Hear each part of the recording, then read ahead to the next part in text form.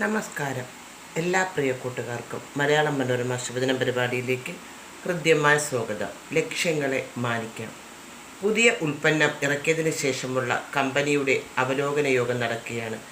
വിപണിയിൽ നിന്നുള്ള പ്രതികരണം മനസ്സിലാക്കിയ ശേഷം ഒരു വിഭാഗം പറഞ്ഞു, ആകെ 4% ആളുകൾ മാത്രമാണ് നമ്മുടെ ഉൽപ്പന്നം ഉപയോഗിക്കുന്നത്. ഇത് വിജയിക്കുമെന്ന് തോന്നുന്നില്ല. പിൻവലിച്ച് മറ്റെന്തെങ്കിലും ഇറക്കാം. ഉടമ പറഞ്ഞു. ഉപയോഗിക്കാത്ത 96% ആളുകളെയല്ല നമ്മൾ ശ്രദ്ധിക്കേണ്ടത്. സ്ഥിരം വാങ്ങുന്ന 4%-ത്തെ പരിഗണിക്കണം. അവർക്ക് കൂടുതൽ സംതൃപ്തി കിട്ടുന്ന രീതിയിൽ നമ്മുടെ ഉൽപ്പന്നം കൂടുതൽ മെച്ചപ്പെടുത്തണം. എല്ലാവരെയും തൃപ്തിപ്പെടുത്തി ആർക്കും ഒന്നും ചെയ്യാനാകില്ല. എത്ര വിശുദ്ധമായ കാര്യങ്ങൾ ചെയ്താലും എതിർക്കാൻ കുറച്ചു പേരെങ്കിലും ഉണ്ടാകും. എന്തിനോടും അനുകൂലമായും പ്രതികൂലമായും പ്രതികരിക്കുന്നവരുണ്ടാകും.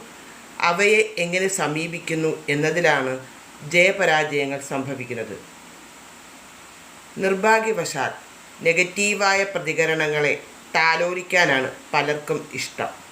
1000 പേർ നല്ലത് പറഞ്ഞാലും ആരെങ്കിലും ഒരാൾ മോശം പറഞ്ഞാൽ അതിൽ മുറുകെ പിടിച്ച് സ്വയം പിന്നോട്ട് വലിയും.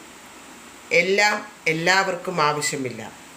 ആളുകൾ ഇഷ്ടപ്പെടാത്തതിൻ്റെയും അവർ ഉപേക്ഷിക്കുന്നതിൻ്റെയും കാരണം ഉൽപ്പന്നത്തിൻ്റെ ജീർണതയാകണമെന്നില്ല.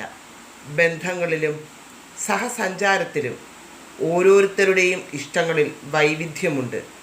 തങ്ങൾക്കിഷ്ടപ്പെട്ടവ നൽകുന്നവയെ അവർ സ്വീകരിക്കും. അവരുടെ താൽപ്പര്യങ്ങൾക്ക് ഉപകരിക്കാത്തവയെ അവർ തിരസ്കരിക്കും. അത്തരക്കാരെയെല്ലാം കണക്കിലെടുത്താൽ ഒരാളും ലക്ഷ്യത്തിലേക്ക് അടുക്കില്ല. ആത്മവിശ്വാസം നശിക്കുകയും അന്യരുടെ വിലയിരുത്തലുകൾക്ക് അടിപ്പെടുകയും ചെയ്യും. എല്ലാവർക്കും ഇഷ്ടപ്പെടുന്നവരാകാൻ ശ്രമിക്കുന്നവരൊന്നും ആരുടെയും പ്രീതി ഭാജനമാകില്ല. ഓരോരുത്തർക്കും വേണ്ടി എപ്പോഴും മാറ്റങ്ങൾ വരുത്തുന്നത് കൊണ്ട് ആർക്കും ഇഷ്ടപ്പെടാതെ അവസാനിക്കും. സാഹസിക യാത്രയും ചരിത്ര വിജയവും ആഗ്രഹിക്കുന്നവർ ആദ്യം ചെയ്യേണ്ടത് സ്വയം വിശ്വസിക്കുകയും ലക്ഷ്യങ്ങളെ മാനിക്കുകയും ചെയ്യുകയാണ്. സമാന ലക്ഷ്യങ്ങളും നീതികളുമുള്ളവർ ഒപ്പം കൂടും. ആവശ്യമില്ലാത്തവരെ അവഗണിക്കാനും പഠിക്കണം.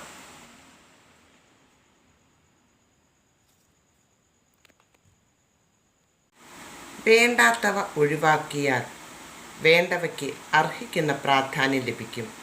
വെറുതെ അഭിപ്രായം പറയുന്നവർക്ക് വേണ്ടിയല്ല, ഒപ്പം നിൽക്കുന്നവർക്ക് വേണ്ടിയാണ് സ്വയം രൂപപ്പെടേണ്ടതും പുനർനിർമ്മിക്കേണ്ടതും.